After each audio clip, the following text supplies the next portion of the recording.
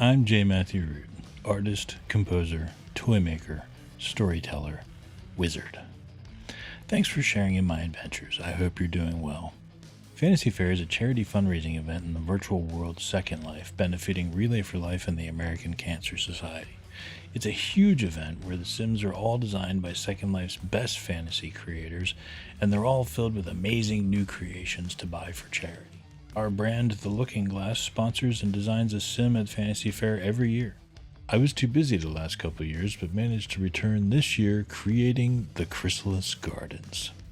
Sadly, Fantasy Faire only lasts 2 weeks or so, and it's already over, but if you've missed it, check the description. I've added links to Fantasy Faire, the Flickr page for the sim, and a breathtaking video of the sim made by my dear friend, ColeMarie Soleil. Fantasy Faire is always magical. I'm so glad to be part of it again. And this year featured some of the most epic, stunning, and immersive sims I've ever seen, and raised more than $130,000 for cancer research, the most we've ever raised. Definitely something very special. Thanks so much to the Fantasy Faire family and everyone who participates. I did plan on filming Fantasy Faire myself, but my life had other plans for me. An attack of inspiration hit, and a new song was the result. Sadly, it means I missed the last 4 days of Fantasy Faire, but still, these things happen. And there's a new song that came out of it, which I've just released now, a single, which will be the first track on the upcoming album, but I didn't want to wait to release it. So here we go, with footage from my animated series Surreal Orange. Enjoy. Fuck it.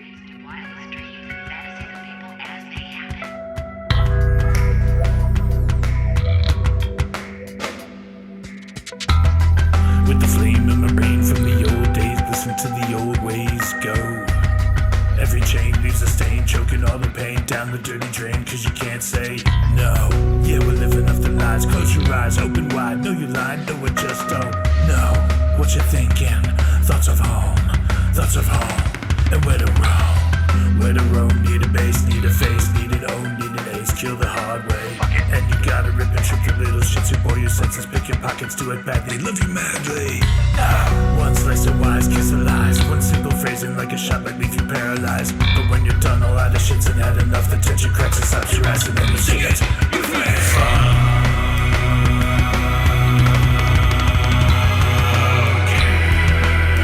That's right now, fuck it, fuck it.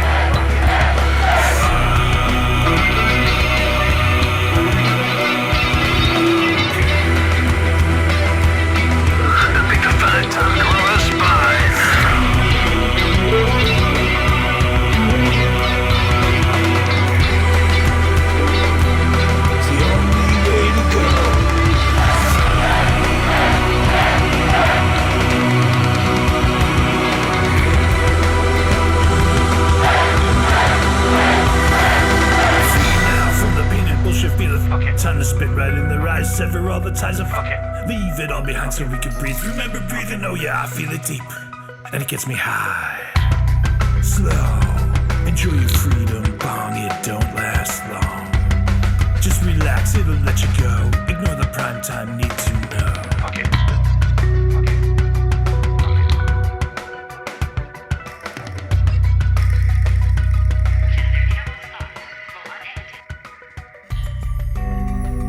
So why not join the Church of Fuck It? Fuck it, fuck it, fuck it, fuck it, fuck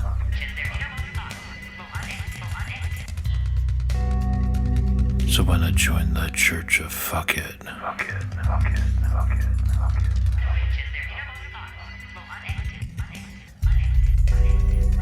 it. So why not join the Church of Fuck It? Fuck it, fuck it, fuck it, fuck it. For a little while. So why not join the Church of Fuck It? The story goes like this. I was playing around with some drum patterns and started laying in long open bass notes just so I could hear how the drums sounded going over changes, and kept playing with it until the phrase, "So why not join the Church of Fuck It?" popped in my head. And I've learned to follow inspiration like that, so I ran with it. I've always joked in the past about joining the Church of FUQIT because I'm saying it all the time like it's some kind of mantra, and I know I'm not the only person feeling this way these days. It just worked, and I had to get that feeling out.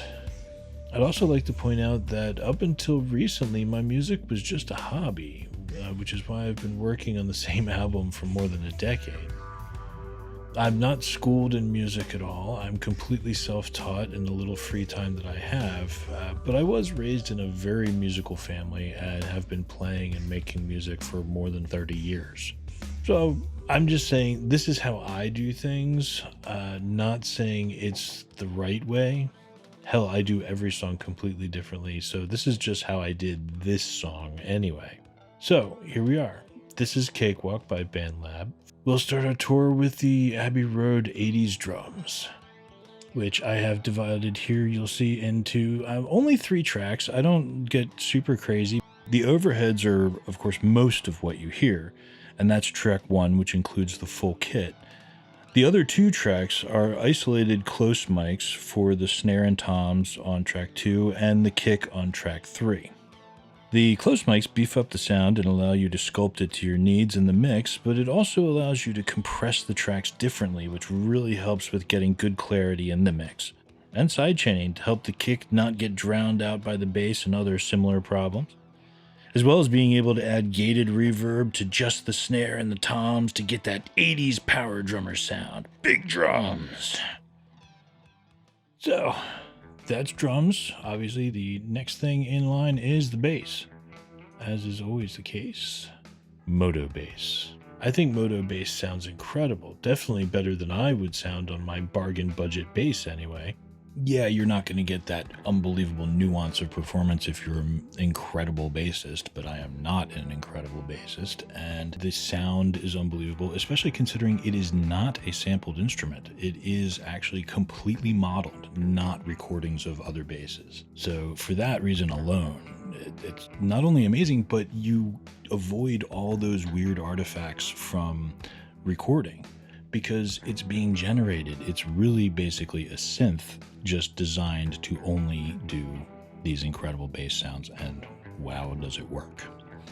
So what do I have here? The Ricken bass, which is obviously the Rickenbacker style bass and has that wonderful growly, super deep tone that I absolutely love.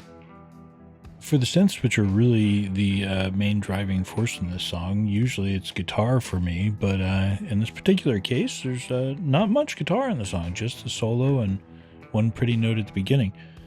But as far as the synths go, we've got our Rhodes electric piano sound provided by Arturia's Stage 73, which is lush and wonderful and perfect. And then the arpeggiated high note thing that gives it that little bit of 80s wonderfulness is, of course, from the DX7, also from Arturia. Backing them up on the bottom end, the sub bits are the Arturia ARP 2600 emulation and the incredible wavetable synthesizer Serum.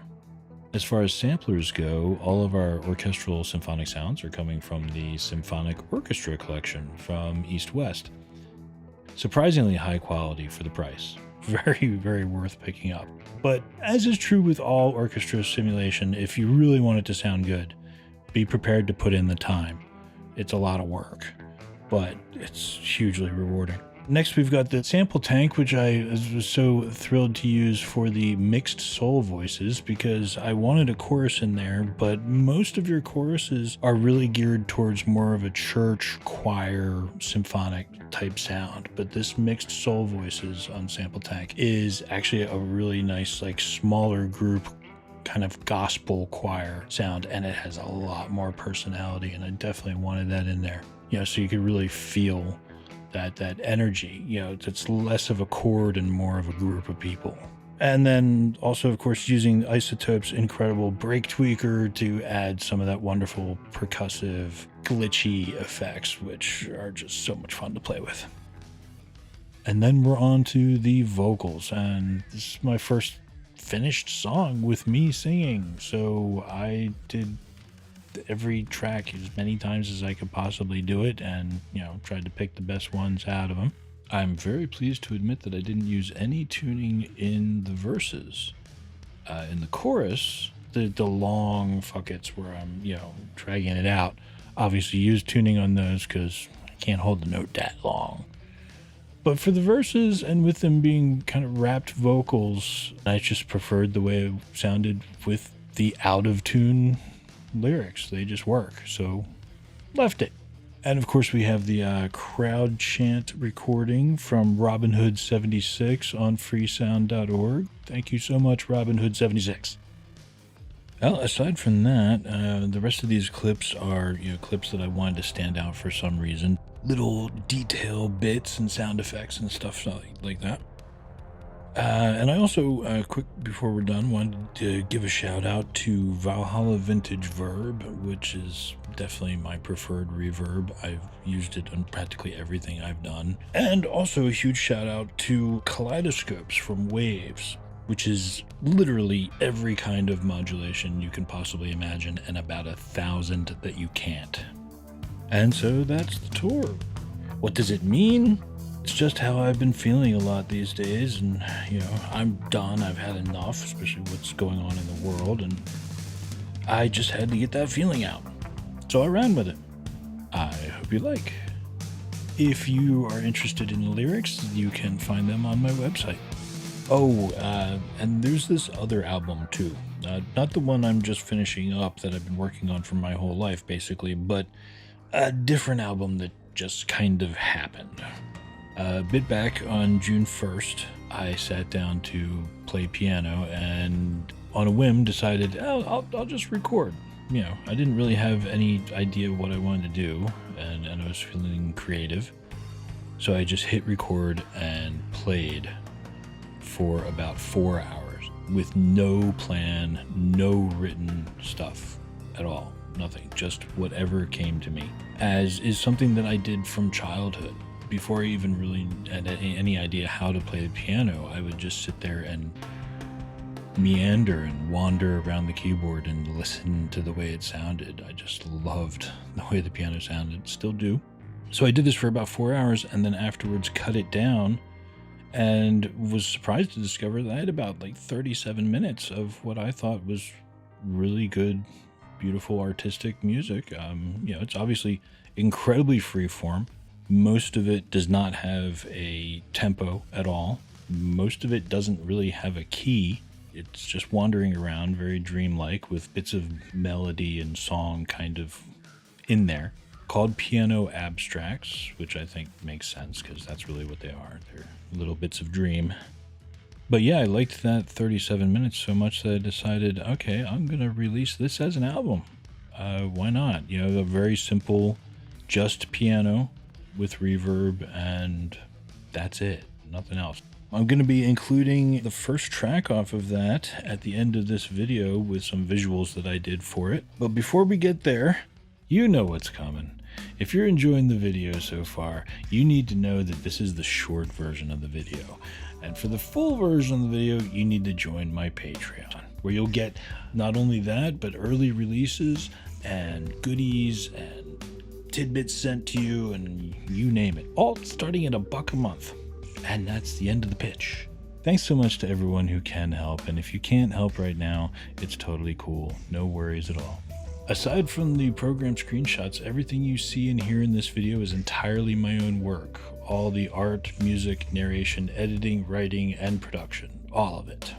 Please like, subscribe, and hit the bell icon so you don't miss anything. Both the single and the album are available everywhere now. Next vlog, I'll be filling you in on the Surreal Orange characters and storyline, as well as introducing my new Mod-It building system for Second Life creations. And more from my Piano Abstracts album. Until then, stay safe and well. Peace.